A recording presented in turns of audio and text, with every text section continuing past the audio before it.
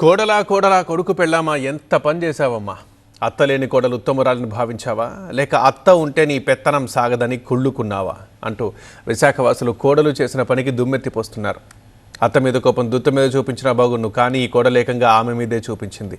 నవ్వుతూనే తడిగుడ్డతో నిప్పు పెట్టింది. అత్త కాస్త పాపం అర్ధాయుష్తోనే కాలం వీడింది. ఇప్పుడు ఆ కోడల్ని ఏ పేరుతో పిలవాలి? అయ్యో అయ్యయ్యో, మా అత్తకు మంటలు అంటుకున్నాయి, కాలిపోతుంది, కాపాడండి ప్లీజ్ అంటూ ఓ కోడలి ఆర్తనాదాలు విన్న వాళ్ళంతా రయ్యమంటూ పరిగెత్తుకొచ్చారు. జెట్ స్పీడ్ తో ఇంట్లోకి వెళ్లి చూస్తే అత్త మంటల్లో చిక్కుకుంది, సజీవంగా దహనమైంది. అంత క్షణాల్లో జరిగిపోయింది. నిజంగా అగ్ని ప్రమాదమనే అనుకున్నారంతా, కానీ కట్ చేస్తే అమ్మ నా కోడలా అంటూ నోరెళ్లబెట్టారు. అసలు మంటల మాటను జరిగిన మతలబేంటి? విశాఖ పెందుర్తి అప్పన్నపాలెంకు చెందిన ఈమె పేరు జయంతి కనక మహాలక్ష్మి. కొడుకు సుబ్రహ్మణ్యం, కోడలు లలిత, మనవడు మనరాలతో కలిసి ఉంటుంది కనక మహాలక్ష్మి. ఒకే ఇంట్లో ఉండే అత్తా కోడలు కలిసిమెలిసి సంతోషంగా ఉండేవాళ్లు. కొద్ది రోజులుగా ఏమైందో తెలీదు, ఎడమొహం పెడమొహం అన్నట్టుగా ఉన్నారట. అత్త విసిగించుకోవడం, చిరాకు పెట్టడాన్ని కోడలు తట్టుకోలేకపోయింది. అరే, అత్తను లేపేస్తే ఇంట్లో హాయిగా ఉండొచ్చని భావించింది కోడలు. అయితే చంపడం వరకు ఓకే, కానీ దొరకకుండా ఉండడం ఎలా? దీనిపైనే రోజుల తరబడి బుర్ర ఫ్రై చేసుకుంది. వెబ్సైట్లు తిరిగేసింది, యూట్యూబ్ ఛానళ్లు వాచ్ చేసింది. ఫైనల్ గా అత్తింట్లో పోలీస్ దొంగటకు స్కెచ్ వేసింది కోడలు లలిత. శుక్రవారం సాయంత్రం పిల్లలు ముచ్చట పడుతున్నారని చెప్పి దొంగ పోలీస్ ఆట ఆడదామని అత్త ముందు ప్రపోజల్ పెట్టిందంట లలిత. కుర్చీపై కూర్చున్న అత్త చేతులు కట్టేసింది. చేసే దుర్మార్గం కంటపడకుండా కళ్లకు గంటలు కట్టేసింది. ఇక పట్టుకోండి చూద్దాం అంటూనే పెట్రోల్ తీసుకొచ్చి ఆమెపై పోసింది. అప్పటికే అనుమానంతో ఏంటిది, ఏం చేస్తున్నావు అని ప్రశ్నించింది అత్త. కానీ కోడల నుంచి ఎలాంటి సమాధానం రాకపోవడంతో గగ్గోలు పెట్టింది. అంతలోనే దేవుడి గదిలో ఉన్న దీపాన్ని తీసుకొచ్చి జయంతిపై విసిరేసింది. ఒక్కసారిగా మంటలు అంటుకోగానే లలిత యాక్షన్ షురూ చేసింది.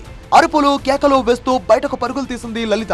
అత్తను కాపాడాలని ఆస్కార్ లెవెల్ పర్ఫార్మెన్స్ తో సీన్ రక్తగట్టించింది.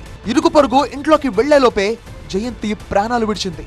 బంధువులంతా వచ్చి జరిగిన ఘోరం చూసి తల్లడిల్లిపోయారు. అరే, ఎందుకిలా అయిందో తెలియదని కన్నీరు మున్నీరయ్యారు. గొడవలు అయితే అలాంటివి ఏమీ లేదు, ఎప్పుడు బాగానే ఉండేవారు అంతా. మరి ఎలా జరిగింది ఏంటో తెలియదు. గొడవలు అయితే మటుకు ఏమీ లేవు. అత్త కోడలు బాగానే ఉండేవారు, మా తమ్ముడు కూడా బాగానే ఉండేవారు. అయితే స్పాట్ కు చేరుకున్న పోలీసులు డెడ్ బాడీని హాస్పిటల్ కు షిఫ్ట్ చేశారు. పోస్ట్ మార్టం నివేదికకు ముందే తమదైన స్టైల్లో దర్యాప్తు చేపట్టారు. అసలు ఇంట్లో మంటలు ఎలా పుట్టాయి, గ్యాస్ ఎలా లీక్ అయింది, ఇంకేదైనా ప్రమాదం జరిగిందా అనే కోణంలో కూపిలాగారు. కుటుంబ సభ్యులందరిలోనూ ఒక తెలియని బాధ కనిపిస్తుంటే కోడలలో మాత్రం ఆ ఛాయలేవీ కనిపించలేదు. అదుపులోకి తీసుకుని విచారించగా మొదట పొంతన లేని సమాధానం ఇచ్చింది. దీంతో ఫోన్ తీసుకుని బ్రౌజింగ్ డేటా అంతా పరిశీలించగా పోలీసులకే దిమ్మ తిరిగినంత పనయింది. ఈ కథ ఏంటని దబాయించాడగా మా అత్త నన్ను సతాయిస్తుంది అన్న కారణంగానే ఆమెను చంపేస్తానని అంగీకరించింది కోడలు లలిత. ఏదైతే గేమ్ కళ్ళు గంతలు కట్టడం, చేతులు కట్టడం అనేది ఆ పిల్లలు ఎప్పుడు ఆడుకునే విధానంలో కూడా అది యాడ్ చేస్తూ, సరే ఆయన లేరు ఎవరు లేరు, ఇలాంటి అవకాశం ఎందుకనే ఆలోచనతో ఎందుకు వదిలేయని చెప్పిన దాంట్లోనే ఆ పెట్రోల్ తీసుకొచ్చి వేసి అక్కడ ఉన్న ఏదైతే దీపం వస్తుందో దాన్ని పడేయడం వల్ల అక్కడ చనిపోయిందనే విషయాన్ని ఇనిషియేషన్లో భాగంగా ఇప్పటివరకు నిర్ధారించ జరిగింది. అనుమానాస్పద మృతి కాస్త హత్య కేసుగా మారిపోయింది. కోడలి క్రూయల్ చర్య అందరినీ షాక్ గురి చేసింది. అత్త వేధిస్తుంటే అయిన వాళ్లకు చెప్పుకోవచ్చు, లేదంటే వేరు కాపురం పెట్టొచ్చు, కానీ ఇంతటి దుర్మార్గానికి తెగబడుతుందా? అత్త లేకుంటే హాయిగా ఉండొచ్చు అని కలలు కన్నది లలిత. కానీ చంపితే జైల్లో కదా ఉండాల్సింది. ఈ సంగతి ఎలా మర్చిపోయింది? ఇన్నాళ్లు తమ మధ్య ఉన్నది తిరిగింది ఓ నేరస్తురాలా? ఇంత ఘోరానికి తలపెట్టిన లలిత సభ్య సమాజంలో ఉండదంటున్నారు బంధువులంతా.